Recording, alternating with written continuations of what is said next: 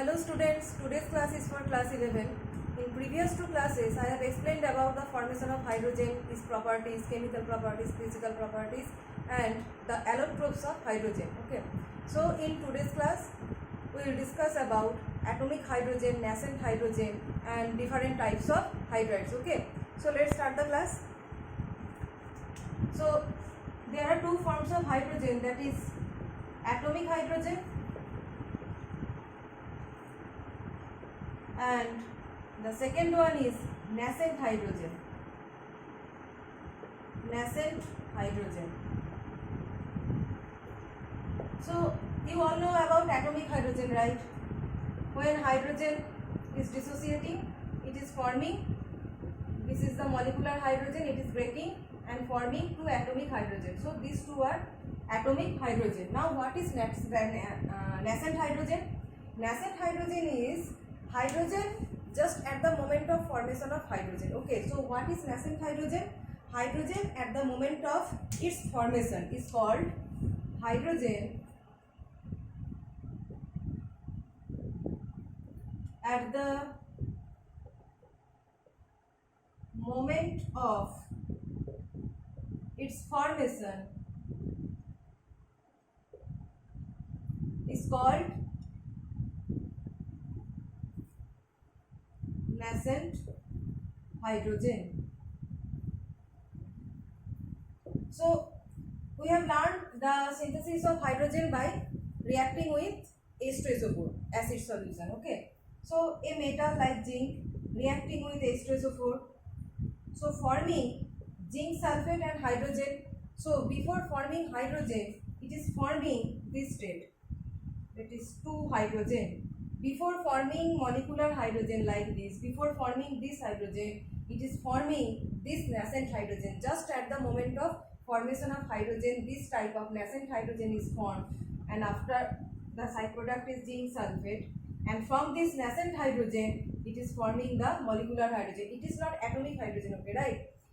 Atomic hydrogen has, when hydrogen molecular state, in molecular state, when hydrogen is breaking, it is forming atomic hydrogen like H and H. But when we are producing or forming hydrogen from by any chemical reaction, so in that chemical reaction, before forming molecular hydrogen, the previous step, that is the just previous step, is known as nascent hydrogen. Okay, so atomic hydrogen is produced by breaking molecular hydrogen, and nascent hydrogen is formed just at the moment of formation of molecular hydrogen. Okay, so this is the difference. So what is the difference between hydrogen and nascent hydrogen? So nascent hydrogen is much more active than hydrogen. Okay, so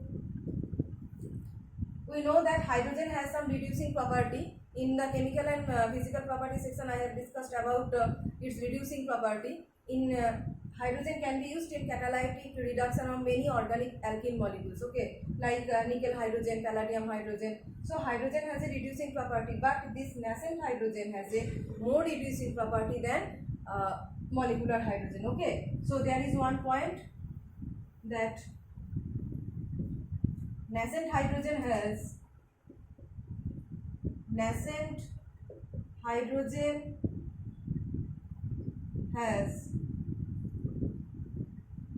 more strong reducing property. Nascent hydrogen has more strong reducing property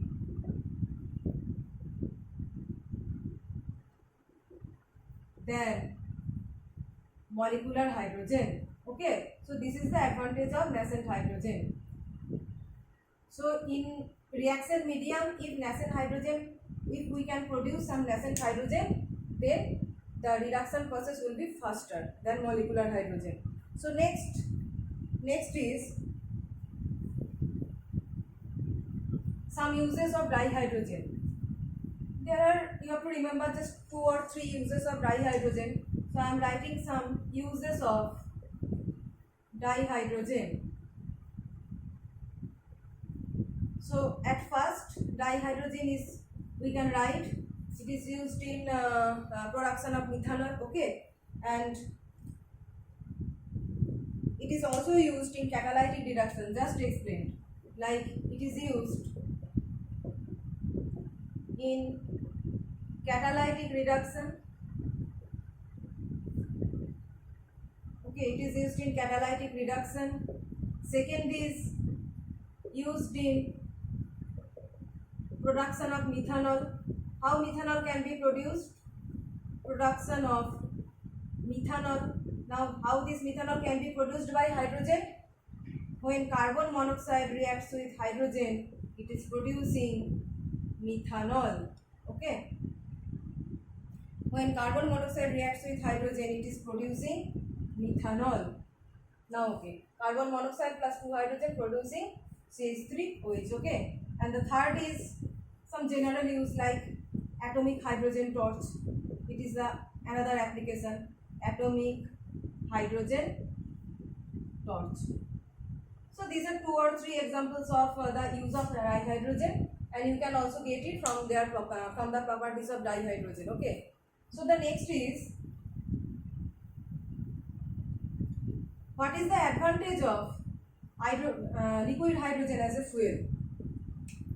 So advantage of using hydrogen, advantage of using hydrogen as a fuel. What are the advantages? You can easily say that it is pollution free. So the first point should be pollution free. Second point, what would be? It is easily available in the atmosphere, right? Easily available.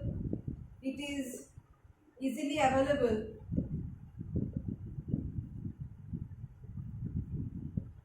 in combined state, easily available in combined state, and the very well known combined state is water. Okay, easily available in combined state, it is pollution free. And third will be, this is the most important advantage of using dihydrogen, this and this. This is pollution free first of all, and heat of hydrogenation, heat of the combustion is very high. Okay, heat of combustion value, heat of combustion value is very high, very high. Heat of combustion value is actually known as the fuel value. Okay, when fuel value is very high, that will be very useful as a fuel. Okay, that's why heat of combustion value is very high, that is fuel value is high, and hence it is the advantage of using dihydrogen as a fuel. Okay, so now the next point is some hydrides. Some hydrides. Okay, hydrides. 3 types of hydrides are there, that is ionic hydrides, second one is covalent hydrides, and the third one is, this is some new thing you learn, that is metallic or interstitial hydrides. Okay, this is the new thing you will learn, metallic or interstitial hydrides. So first of all, I will discuss about ionic hydrides. So what are ionic hydrides? When ionic hydride is formed, when hydrogen combines with electropositive metal ions. Okay, combines with electropositive metals. Electropositive metal means group 1 and group 2 metals. Group 1 and group 2 are electropositive metals. So group 1 metal is lithium. It is very electropositive, and we are reacting hydrogen. So the product, that is the lithium hydride, it will be ionic. So when hydrogen combines with electropositive metal, the product is ionic hydride. Okay, so ionic hydrides are, there are some characteristics of ionic hydride, that is ionic hydrides are very non-volatile. First point is they are non-volatile actually, non-volatile. Okay, non-volatile. Second point, it will be, they have very high, ionic means high melting point, boiling point. So they have high melting point, boiling point. They are non-volatile.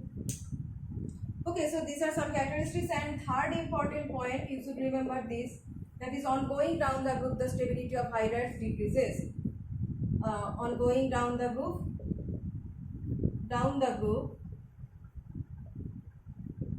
group, stability of hydrides decreases. Stability of hydrides decreases. Suppose I am telling about group 1. So group 1 hydrides, lithium hydride, lithium, sodium hydride, potassium hydride, rubidium hydride and cesium hydride. So we are going down the group, lithium, sodium, rubidium, potassium, rubidium, cesium, down the group, and the stability is decreasing like this. Okay, lithium, sodium, potassium, rubidium, cesium, down the group, stability is decreasing. This is one important point. Okay, down the group, stability of hydrides decreases. Okay, so for today I have discussed about ionic hydrides and their some properties. In next class I will discuss about some chemical properties of ionic hydrides, and the rest part will be covalent hydrides or interstitial hydrides. Okay.